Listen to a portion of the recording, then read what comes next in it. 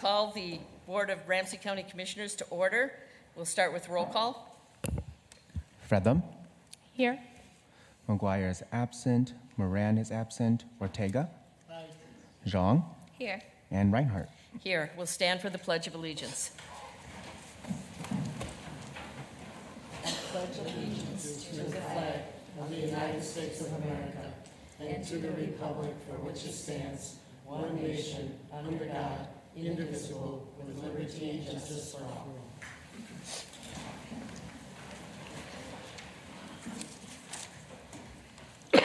Commissioner Ortega, if you could read the land acknowledgement. Thank you, Madam Chair. Every community owes its existence and vitality to generations from around the world who contributed their hopes, dreams, and energy to making the history that led to this moment. Some were brought here against their will. Some were drawn to leave their distant homes in hope of a better life. And some have lived on this land since time immemorial. Truth and acknowledgement are critical to building mutual respect and connections across all barriers of heritage and difference. We are standing on the ancestral lands of the Dakota people. We want to acknowledge the Ojibwe, the Ho-Chunk, and the other nations of people who also call this place home. We pay respect to their elders, past and present. Please take a moment to consider the treaties made by the tribal nations that entitle non-Native people to live and work on traditional Native lands. Consider the many legacies of violence, displacement, migration, and settlement that brings us together here today. And please join us in uncovering such truths at any and all public events. Thank you. First item is approval of the agenda for November 12th. Is there a motion? So moved. Second. You can pick. Roll call, please. Ortega. Aye. Zhang. Aye. Fredum. Aye. McGuire is absent. Moran is absent. Reinhardt. Aye. Next are the minutes from November 5th. Is there a motion? So moved. Second. So motion is second. Roll call, please. Ortega. Aye. Zhang. Aye. Fredum. Aye. McGuire is absent. Moran is absent. Reinhardt. Aye. Next, we have the proclamation, Transgender Day of Remembrance. Commissioner Jean.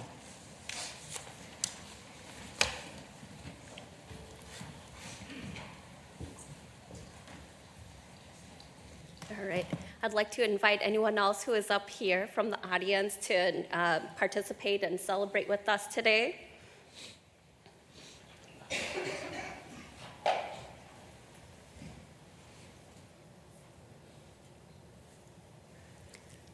All right. Well, Commissioners, Madam Chair, County Manager Becker, today is my profound honor and privilege to stand before you all here today, and especially right after our election. I believe it's more critical and more important than ever that us at the local level here, we can do everything that we can to honor one another, respect one another, and take care of one another. And as you all know, like Minnesota is has that history of being very inclusive, but still today, because of that, of what's happening at the national level, many of our residents, people in our communities, our friends, our neighbors, do not feel safe. So with that being said, I just wanted to say that I'm proud that at Ramsey County here, we can take bold action and speak and lead with our values.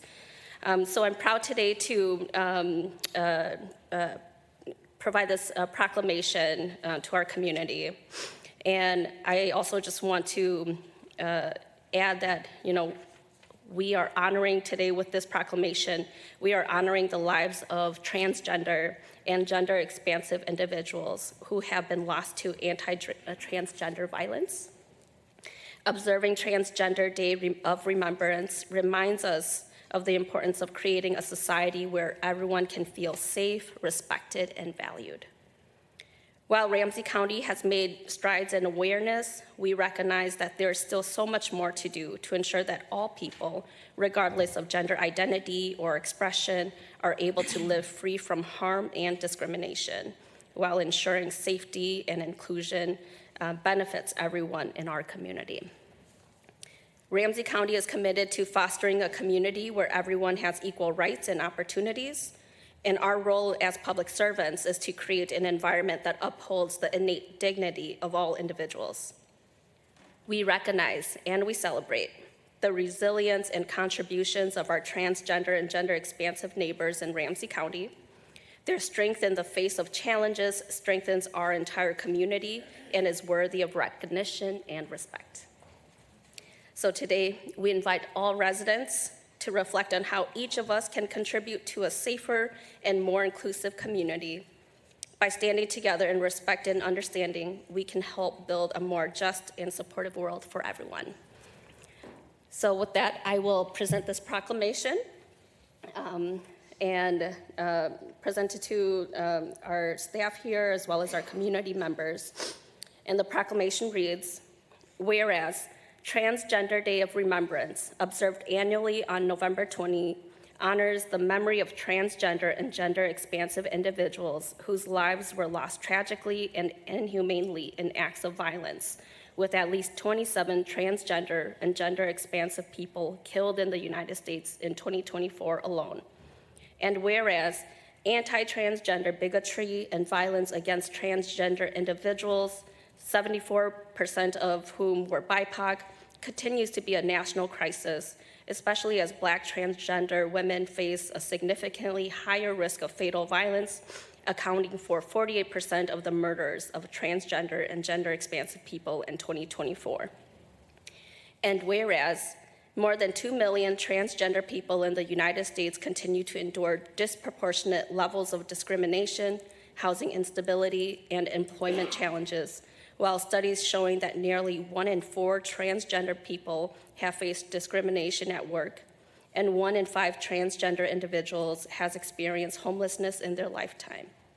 And whereas Ramsey County stands committed to fostering a community of inclusivity and safety, ensuring that all residents, including and especially those at the intersection of diverse racial, ethnic, gender identities, and expressions, have access to equal rights, resources, and opportunities to thrive without fear.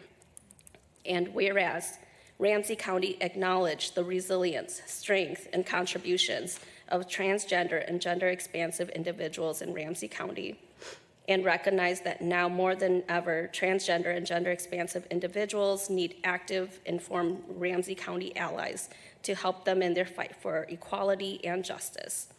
And whereas on this day, Ramsey County reaffirms its dedication to advancing policies and initiatives that support and protect the transgender community while remembering those Ramsey County has lost, and committing to building a future where transgender individuals are no longer targets of intimate partner violence, gun violence, and murders based on anti-transgender hatred. Now, therefore, be it proclaimed, the Ramsey County Board of Commissioners declares November 20th, 2024 as Transgender Day of Remembrance in Ramsey County, encouraging all residents to reflect on the impact of anti-transgender violence and join in efforts to promote safety, equity, and respect for all. Thank you.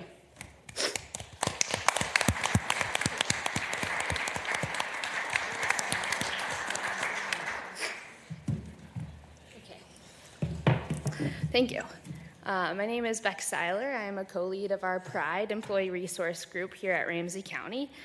So thank you for the opportunity to accept this proclamation for Transgender Day of Remembrance on behalf of the Pride ERG and our community partners, alongside with my co-leaders and members of the ERG.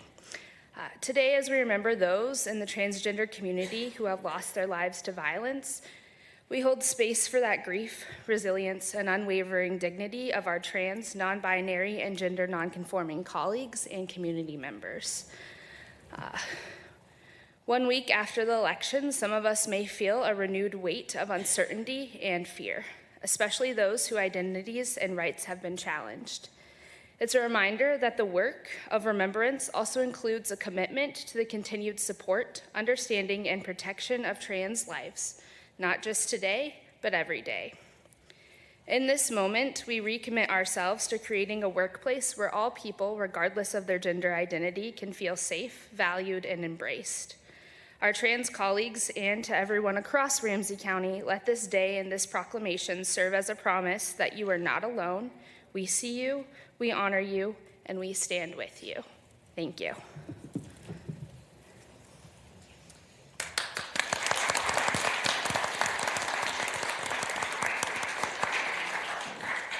Commissioner Fretham. So thank you all for being here today to honor our transgender and gender expansive community members. I didn't get to be here last year on this date, and so I'm glad I can be here today and say thank you. Government doesn't get to tell you who you are. You decide who you are. And that goes for all of us. No one gets to tell you who you are. And we got to respect what other people tell us about their own selves and their lived experience. For folks out there who believe that the existence of trans folks are some sort of threat to their own gender identity or their safety, stop. Stop. No one gets to tell you who you are, including other people, and the existence of trans folks doesn't negate your own understood gender. You're allowed to feel what you need to feel. But these gender expectations and stereotypes hurt us all. This idea that some definition from the government or a doctor or a label that folks put on you means something about what it is you like and who you are doesn't help anyone. It doesn't help trans folks, and it doesn't help cis folks. It doesn't help gay folks or straight folks or anyone along the spectrum. Ace folks, none of us. For the people out there talking about biological sex, if you think that's a thing, that's how you tell me you barely passed high school biology. There is no such thing as biological sex. There's not. And you can't define it as simply XX or XY chromosomes because it's not as simple as that. Not everyone has those. There are folks with XX chromosomes who have androgen insensitivity disorder who look like a supermodel, who look on the outside like you would imagine a woman to look, but their DNA is XX. You don't get to tell them who they are. When you are a woman who is pregnant, your DNA is exchanged with your fetus, and you carry that DNA in your body for years. So if you are a woman who has been pregnant with a XY chromosome fetus, you have XY DNA in you. That doesn't change who you are. And your siblings, that DNA stays in your body and transfers to future children. There are and have been intersex folks always. The population of folks who identify as intersex and trans is equal to the population who are genetically redheads. And I know we're limited, but there are a lot of us. 2 on this board right now. So there Used to be. you still got that MC1R DNA Yes, gene. that's true. You're still a mutant with us. So all of this, it's all a distraction. When folks are fighting for their basic humanity and basic rights, then folks in power can let you fight over that while they take away other stuff. While they pass huge corporate tax breaks so that billionaires can hoard more and more wealth. This is a distraction, and we're not going to let it stop us from doing important work. And for folks out there, especially our trans and gender expansive folks, including my 2 kiddos, you're safe with me. If you need something, call me. You can probably Google my number. I got a place for you to stay, okay? I lost a very dear friend 23 years ago who was forced out of the closet and committed suicide, and I don't want to see any other kids suffer because of this. So I got you, call me. And we're not going to be distracted by all of this. So thank you for being here today.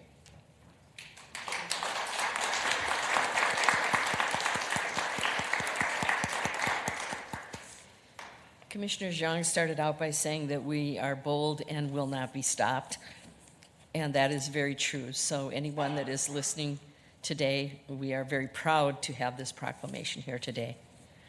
And we will fight. We will stand up. We will do whatever we can. And that may be calling Commissioner Fretham, or you can call me too.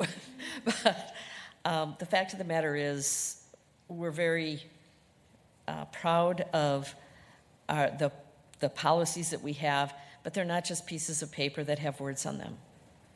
These are our values. And I want everyone that is listening, not just our employees, but everyone that is listening, to understand that.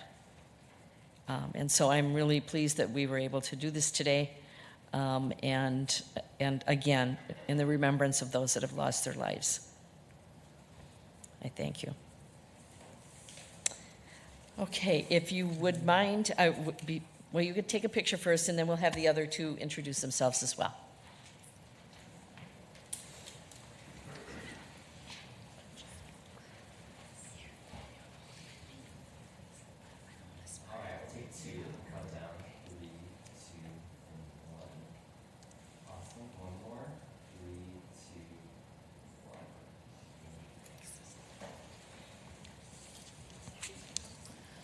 Free Love. I co-lead the Pride ERG with Bex.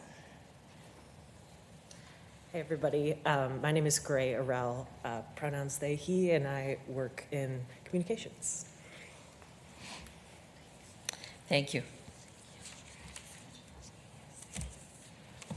In Ramsey County,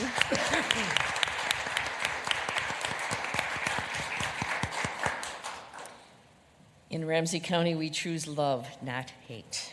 So let's move forward. Next, we have a very exciting graduation ceremony that we're going to be doing.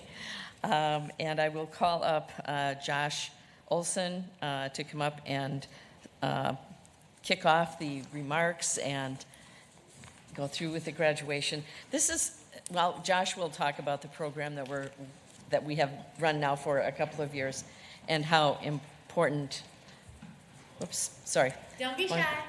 Yes. This is why we have Jerica. She's never shy.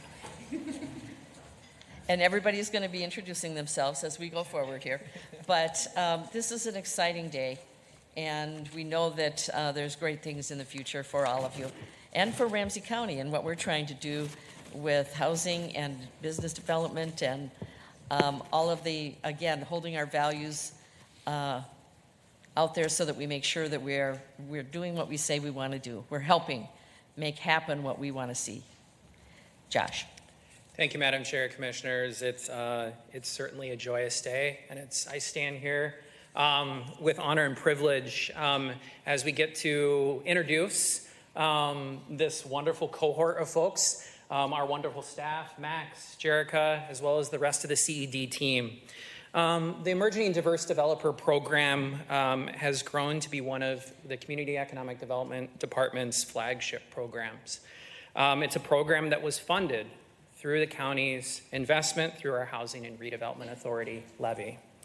The EDD program combines a technical and business assistance service, with a project solicitation component. NAO Partners, our wonderful, esteemed partner in this, has served as our program administrator of the Technical Assistance Service. EDD participants, where you'll learn a little bit more from Jerica here in just a moment, is an 8-week program that allows participants to participate in a cohort and small group classes to build their capacity to apply for Ramsey County housing solicitations, as well as solicitations that go far and wide within this community. The program is exclusive to developers at that early stage with less than 25 units and 15,000 square feet of commercial space. So right at the beginning, this is an entrepreneur program as much as it is a housing program. And this program offers one-on-one, small group, as I said, small group and cohort education opportunities, a great blend of multiple styles as a way to build your network, build your skill set. So EDD was initiated to create pathways for success, and we celebrate this program as it begins and provides emerging developers with pathways for business ownership, wealth creation, fostering economic stability, as well as opportunity. The EDD program doesn't just educate, it empowers new developers to take control of real estate projects and make impactful change in their communities with urgency. We assist, the county assists emerging developers through that building of capacity, and then we host an exclusive solicitation for them. We'll be back a little bit later this year as we provide those project award recommendations.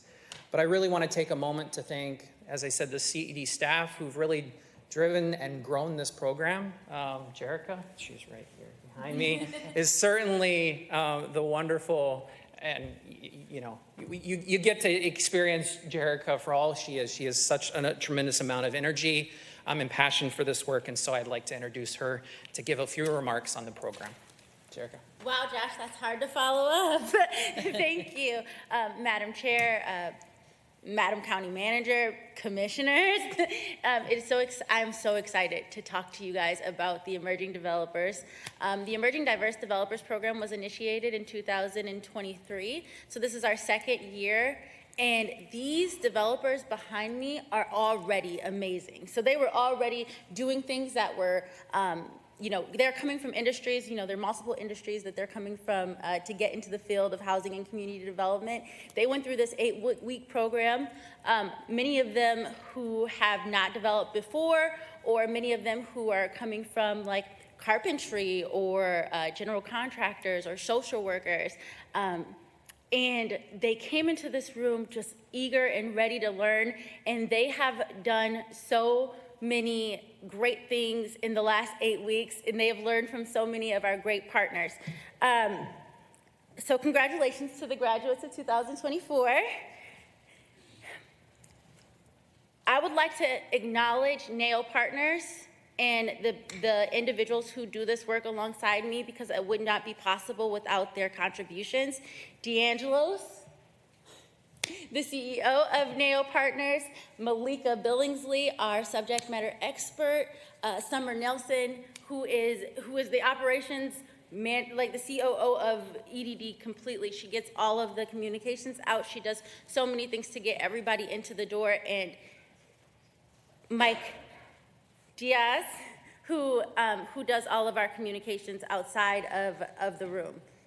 These people amplifying the voice of the emerging developers, as well as getting them into this space so that they can learn everything that they need to learn, are invaluable. Mike, I just noticed that you're not behind me, because you're behind the camera as usual. I would like to thank local agencies who have contributed to this work also. Minnesota Housing Finance, the City of St. Paul, the Metropolitan Council, all came in to speak with these emerging developers to get in on the ground floor and what they're creating, because, like I said, these are some amazing individuals behind me. They are the constituency who are creating housing and community infrastructure for the constituency, and that is invaluable. The EDD program, like Josh said earlier, is meant to promote racial equality in real estate. Many people have noticed that real estate is homogeneous in nature. It's not a very diverse industry. And so this is a great opportunity that Ramsey County has to not only empower through the capacity build of learning more things, but also to fund projects that will be in here in a couple of months to talk about, or actually 1 month, to talk about for the EDD solicitation awards. This program supports entrepreneurial success, as in these individuals behind me, their businesses will be supported.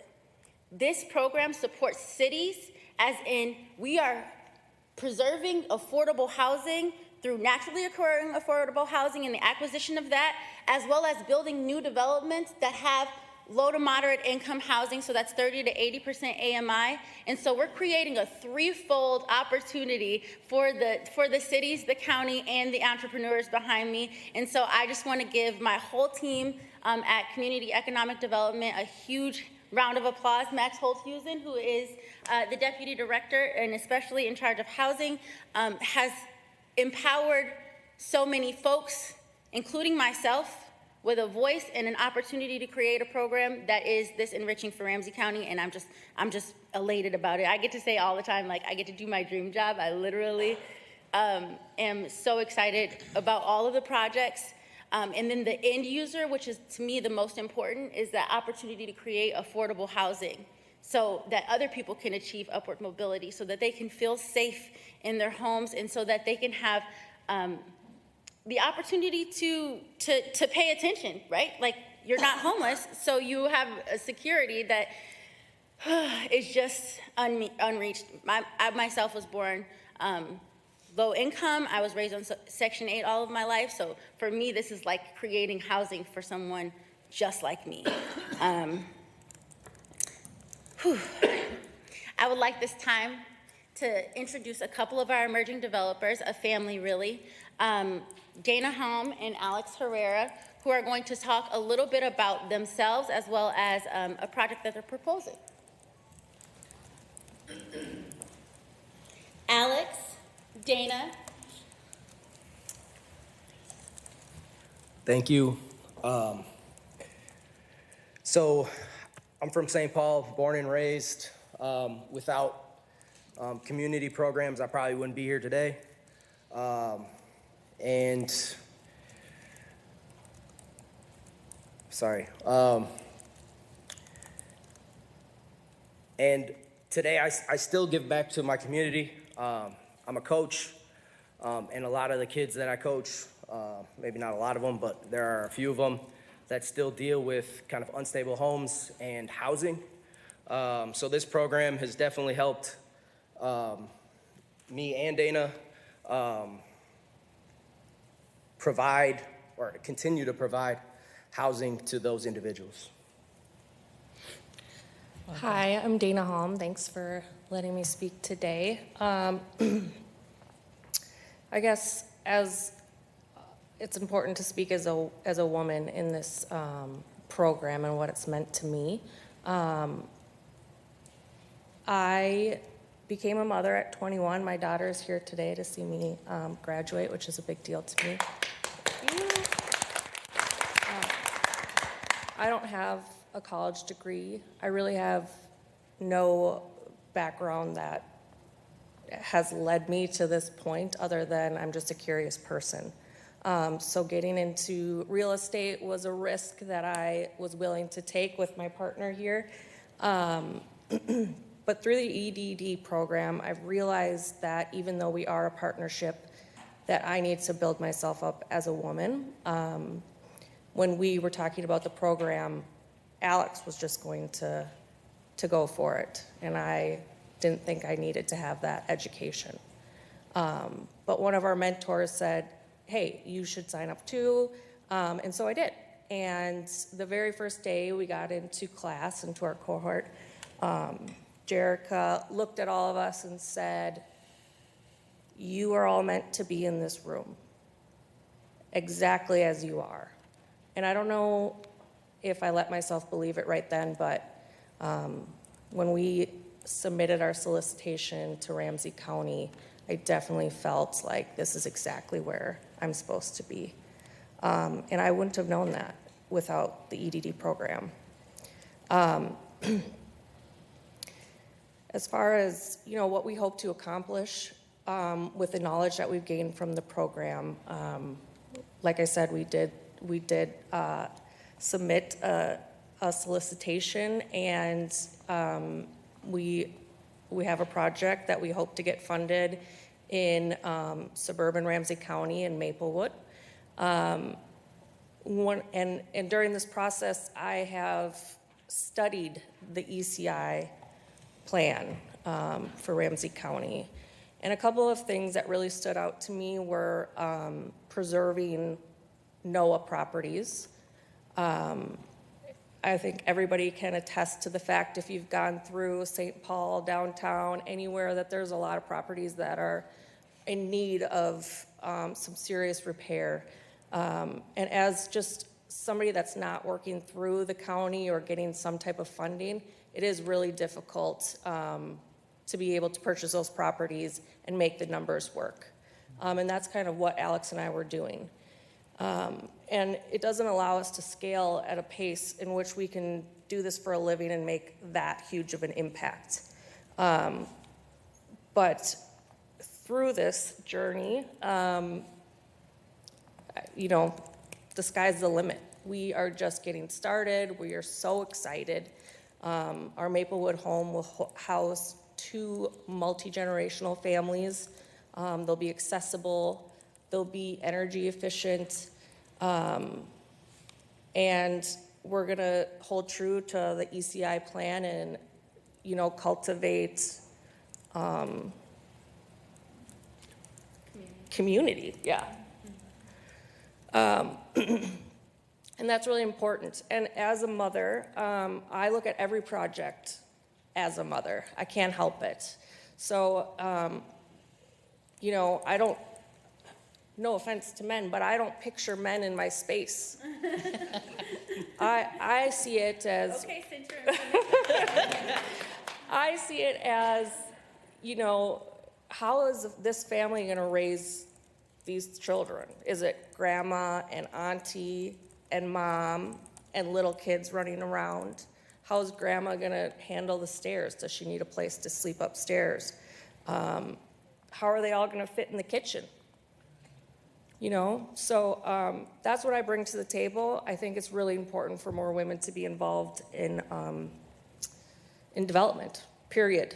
I think we see things from a different perspective. I think there needs to be much more thought into how we develop these communities, even if it is as small as what we're doing, a duplex. I think we're just starting out, but we will continue this work. We, on behalf of both of us, I'm so grateful for Malika and Jerica, Summer. I'm probably forgetting people, but for us as entrepreneurs, this is seriously, it's life-changing for us and for families that we aim to serve. So couldn't be more appreciative.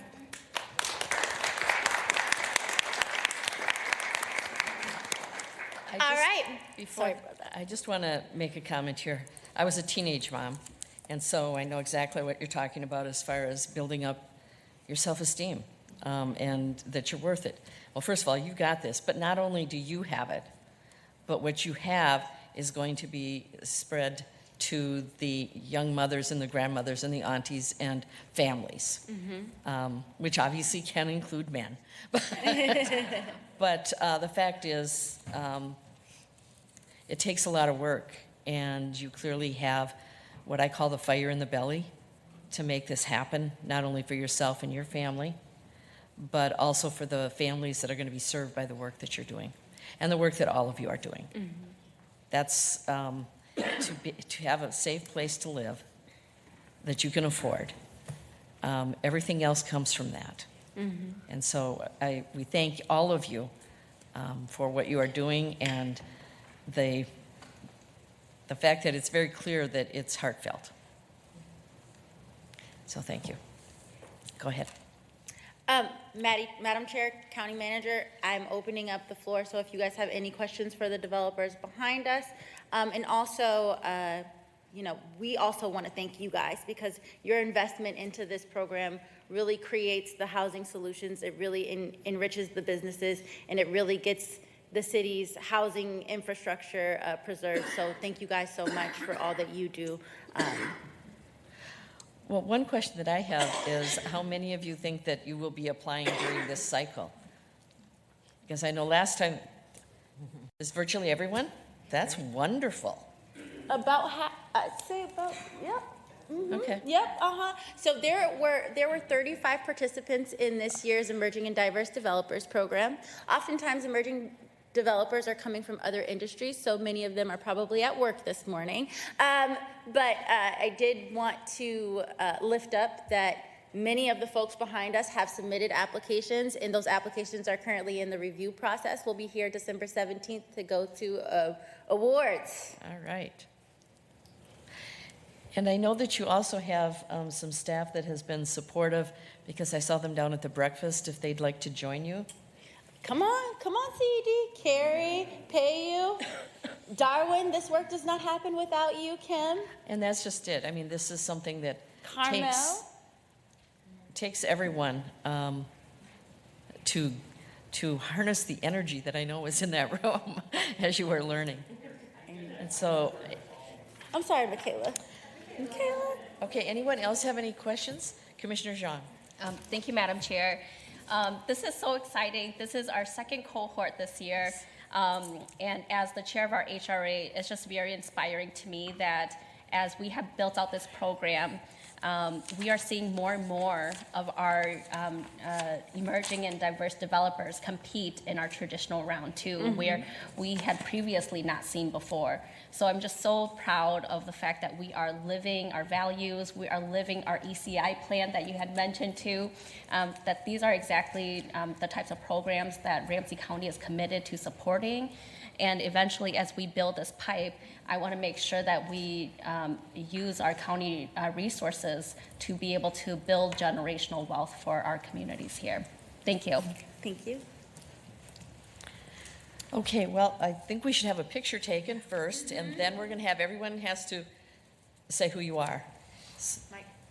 And I know we don't have, you know, the hats and everything for the graduation, but But just know that we're really proud of the program, and we're proud of you for participating, and we'll see what happens. You want to be in it? You never squeeze, though. Should we all? Yeah, go for it. Okay, Raphael? Come on. Raphael? We're going to go down and be in the picture. Eve is going to take a picture. So Eve's here. Oh, Eve's going to take it.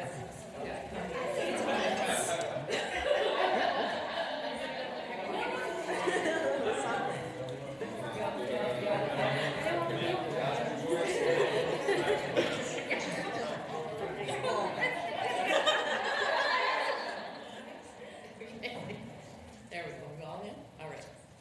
3, 2, 1. You gotta take 2 for good measure. That's okay. 3, 2, 1. And one more. Thank you. Graduates, you guys can be downstairs. Introduce yourselves. Oh, yeah. Oh, I One way or the other. I'll start with Felix. I'm Elizabeth Reynolds. I'm a local real estate agent and excited to be making solicitations. And this was extremely opening, so thank you so much. My name is Kendrick Bates. I want to have group homes. Thank you. My name is Mario Garcia. I'm the owner of Four Brothers Construction. We're a licensed general contractor firm and a development firm also. And we're here to make a difference in the community. And now we have the resources, the information, thanks to Jerica, that we can do it properly and be able to assess it in a in a more impactful way. If since we have all this information now, that how we can actually participate and make this grow. Thank you. He meant thanks to Ramsey County. He just said my name.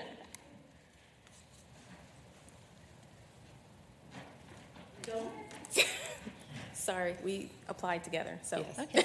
I'm Lucianne Olson. I'm Tierra Farad, and we do youth work in a various amount of counties.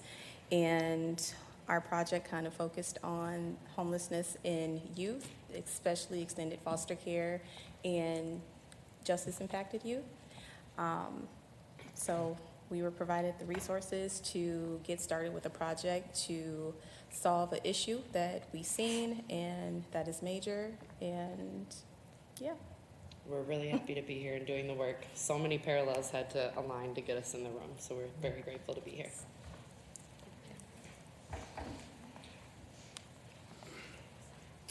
Hello, everybody. My name is Diamond Levy. I'm a real estate agent here in the Twin Cities. I'm just excited to be able to be a resource. I've helped so many families, hundreds of families buy properties, and I'm just excited to be able to, again, be a resource in a community that I grew up in, that I serve. So, yeah, thank you. Thank you, everybody. Thank you, Hello, I'm Donnell Gibson. First and foremost, I'm absolutely blessed to be here. I'm actually a product of St. Paul, every which way you could think about it.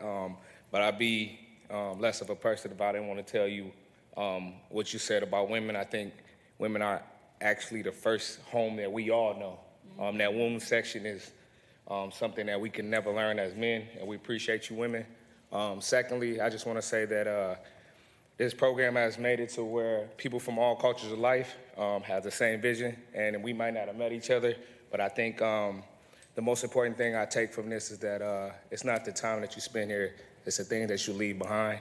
And real estate is one of those things that can change lives forever. So I appreciate you. Thank you.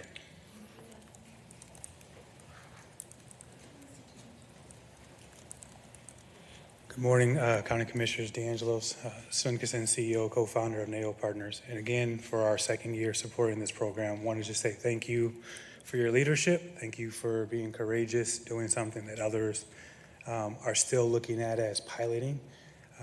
We were a part of the ECI plan in those hard years of engaging during the pandemic and setting bold visions for what the future could be, in the hopes that a future commission still had the courage to uphold and live them out. And so thank you for that courage. Thank you for empowering your amazing staff and Max and Jerica. Also, thank you to Malika and Summer from the NAO team who led this work completely. And without them and the passion and the heart that they bring to this, it's not possible. So thank you. I want to add that, D'Angelo's, I'm not done, because you got to get celebrated up in here. I want to add that, so the Emerging and Diverse Developers Program, and we talked a little bit earlier about the Economic Competitiveness and Inclusion Plan. Of course, these are a lot of acronyms, right? But what's so important is, as D'Angelo's mentioned earlier, NAO partners, the constituents, Ramsey County all work together to create the Economic Competitiveness and Inclusion Plan. Out of that plan, there were 8 strategies. The Emerging Diverse Developers Program hits 6 of those 8 strategies. And that would not be possible without that connection of that work. And so I'm just so proud of the program. I'm so proud of the work that we're able to do together. It means so much to me. So thank you again, Madam Commissioner. Thank you again, County Manager. It's impossible without you.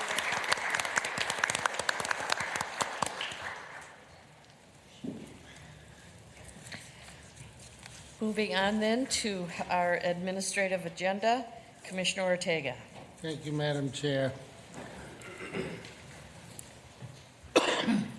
Item number 5, certification of property assessed clean energy charges for energy improvements. Item number 6, agreement with Burwalt Roofing, Inc. for the Ramsey County Sheriff's Water Patrol Station. Item number 7, charitable gambling license with White Bear Township for White Bear Lake Hockey Association. Item number 8, disclaim and extinguish interest in unused right-of-way. Item number 9, Public Works Construction Quarterly Report for July 1st, 2024 through September 30th, 2024. Item number 10, amendment to the grant agreement with the Minnesota Department of Human Services for Mental Health Urgent Care for Youth in Crisis Pilot Project. Item number 11, amendment to the grant agreement with the Minnesota Department of Public Safety for Sexual Assault Services.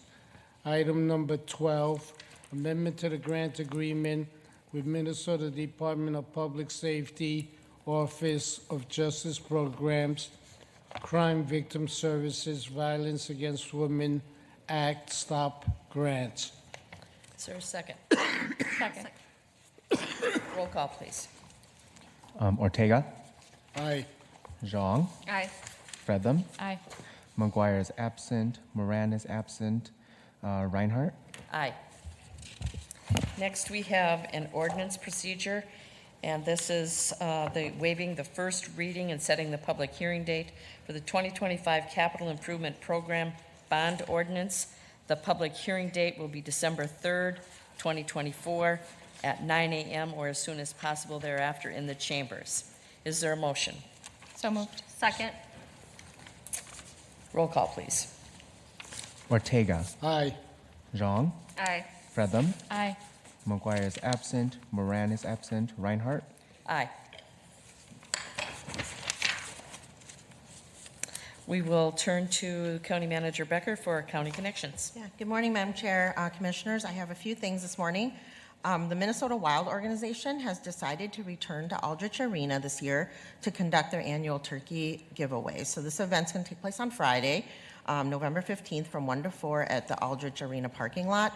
Members of the Minnesota Wild Organization and volunteers will give away approximately 2,500 turkeys. So Parks and Rec staff are excited to support this event to help brighten the lives of families this holiday season. So thank you to our Parks and Rec staff and the Minnesota Wild. Yesterday was Veterans Day. We had the honor of being the host county for the state of Minnesota's Veterans Day celebration. In Ramsey County, we have over 23,000 veterans and their families that reside in our community. I was able to attend the event at the Ben Franklin Readiness Center in Arden Hills with our Veteran Services Director, Christina Ross. Guests included our Governor Tim Walz, Senator Klobuchar, and Representative Betty McCollum. The keynote speaker this year was focused His name was Jeff Olivet. He was the executive director of the U.S. Interagency Council on Homelessness, representing the Biden-Harris administration. Here in Minnesota, since 2023, the number of veterans experiencing homelessness has dropped by 47%.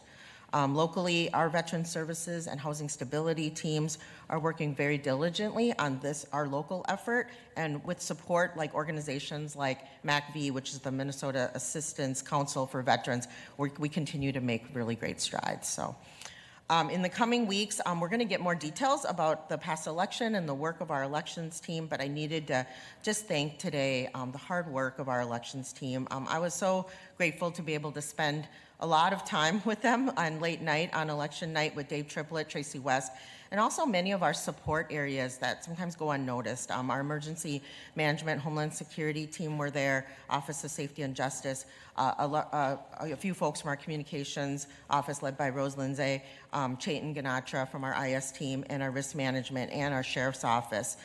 For complete election results, please go to electionresults.sos.mn.gov. Today's board meeting has been an excellent example of the work we do. In reflecting on the election as an organization, we remain focused on our mission, vision, goals, and values. We're here to build each other up and focus on the needs of our community. We saw a lot of that today. Some things are unwavering, our commitment of who we are as an organization, over 4,000 dedicated public servants serving and uplifting the most diverse county in the state of Minnesota, grounded in our strategic priorities every day. So I want to encourage staff as we continue to work every day to focus on the areas where we get to make a difference. And again, you can feel it a lot at the board today, and we see it every day in the work that we do.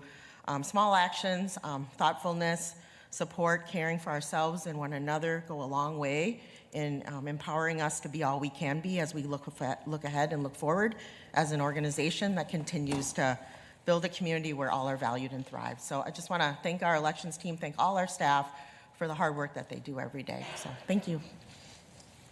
Thank you. Commissioner Zhang? Thank you, Madam Chair. I'll keep this brief, but last week we had presented to the City of St. Paul's HRA. So kudos to our CED team as well as our housing stability team, and along with Commissioner Moran, who attended and presented about what we've done with our HRA funding as well as our strategy around how we are using our LAHA funds. And just as a reminder, we are committed to using that for eviction prevention as well as supporting current housing providers. And so that was a strategy that I would say was well received from the city's HRA. And also they had a lot of questions around some of the data that we had. And I think it was just really important that we were using our data to help inform our direction and making sure that we are preventing more unsheltered folks in our communities. So just that as a big one. And then in addition to that, I have been meeting with the folks for the state's long-term sustainability of affordable housing task force.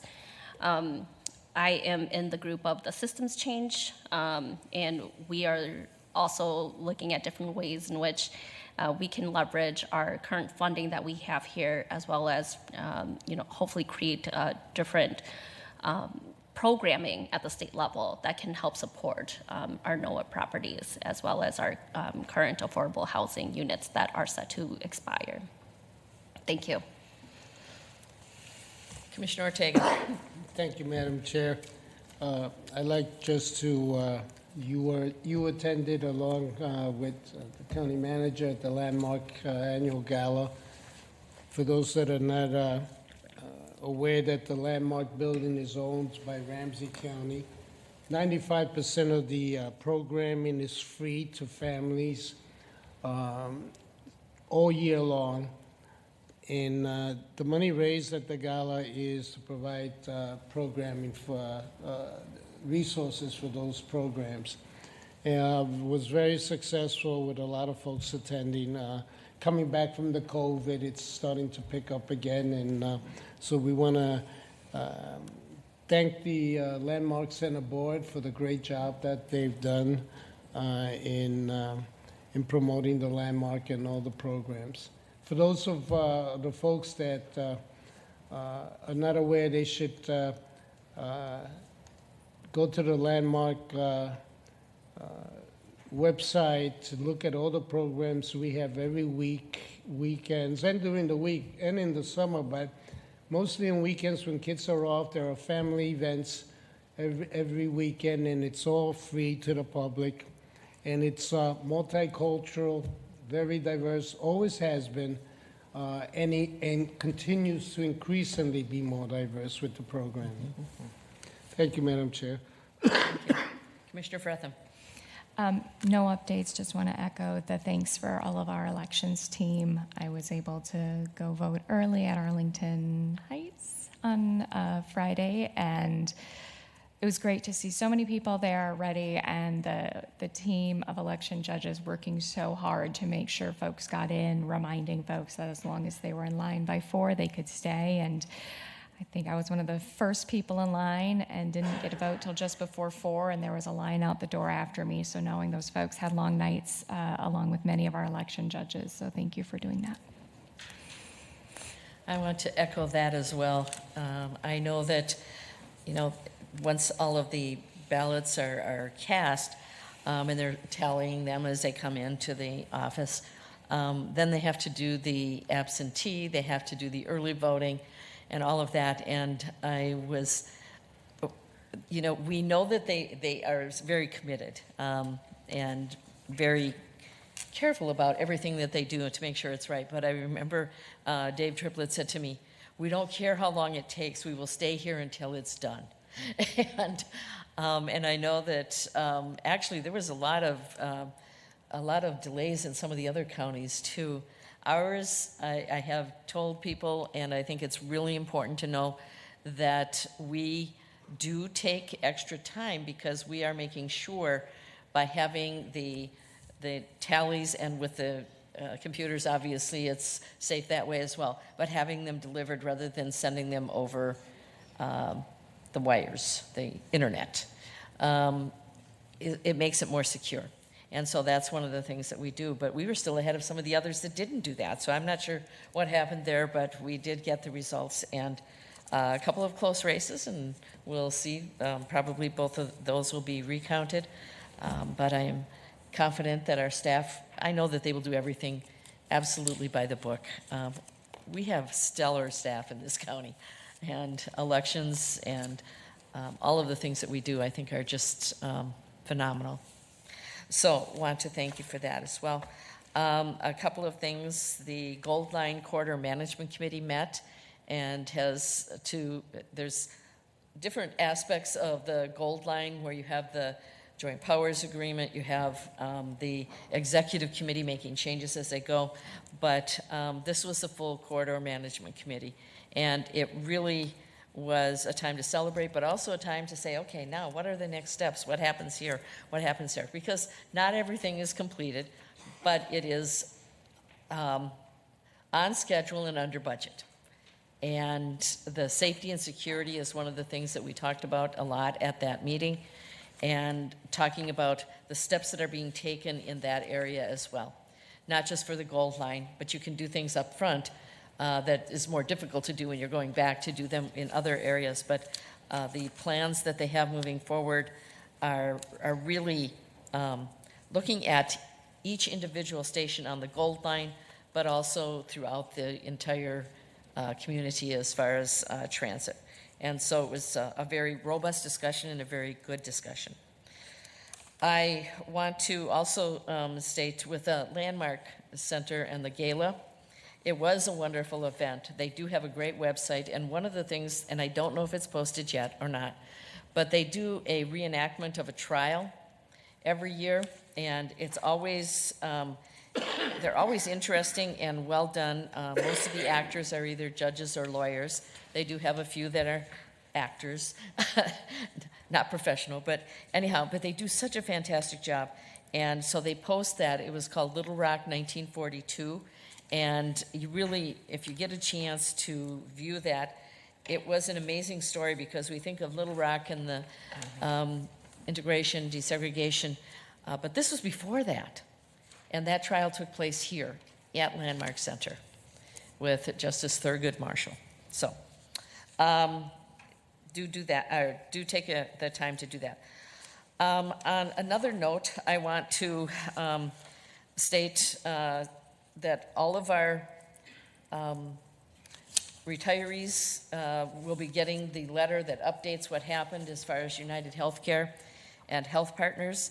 And so I just want to, so that everybody, probably everybody does know, but I want to make sure that on November 4th, 2024, Health Partners and United Healthcare reached an agreement that keeps Health Partners clinics and hospitals as an in-network provider for United Healthcare's Medicare Advantage network. This means that Ramsey County retirees who currently utilize Health Partners providers will continue to have access to Health Partners if they elect one of the UHC Medicare Advantage plans for 2025. Retirees who returned their 2025 enrollment form selecting the senior supplemental plan that we adopted for waiving medical coverage with the county for 2025 have been contacted by Human Resources Benefits team members and regarding whether they choose to return to one of the UHC Medicare Advantage plans effective January 1st, 2025.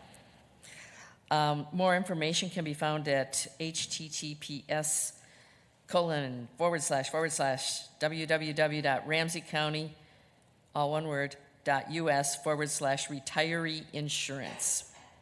I want to give a special thank you to 3 staff members, Amber Kempe, Azure Wickert, and Karina Block, who worked over the holiday to ensure timeliness in getting a mailing out to our retirees. This has been quite the process, not just since obviously there was quite a process that went into bringing forward a plan that would cover our retirees in case United Healthcare and Health Partners didn't come to agreement. I want you to know that I had one person reach out to me and tell me that us taking the action that we did helped make this happen. And, you know, we were hoping that they would come to an agreement, but we were covering in case they didn't. And so it made me feel good, and I wanted to share that with you, that it made a difference. And we will move forward with that. With that, I believe that's all the updates that go ahead. I just wanted to add, I'm remiss if I don't say it, in terms of our election, we have great staff in our election and so forth, but really, really impressed this year with all the election judges and volunteers. I personally witnessed a couple of frustrated folks while voting, and the way they handled those folks was super impressive. I mean, I was amazed, and I put it in my mind to make a comment about that and totally forgot. But I just wanted to shout out, you know, these are folks that just come in during the elections, and they're not regular staff. And but they're well trained, and they just I was just totally impressed. I wanted to call them out for that. Great. Thank you. Thanks. Okay, we have quite a busy day here. Following this county board meeting, we'll have the Regional Rail Authority here in the chambers. Then at 10:30, we will have the Ramsey County Mobile Crisis Services Workshop. That's about the medical assistance, mental health care, and that's in 220. At noon, we have, some of us will be in the Joint County Courts meeting. That's in the courthouse basement, room 42.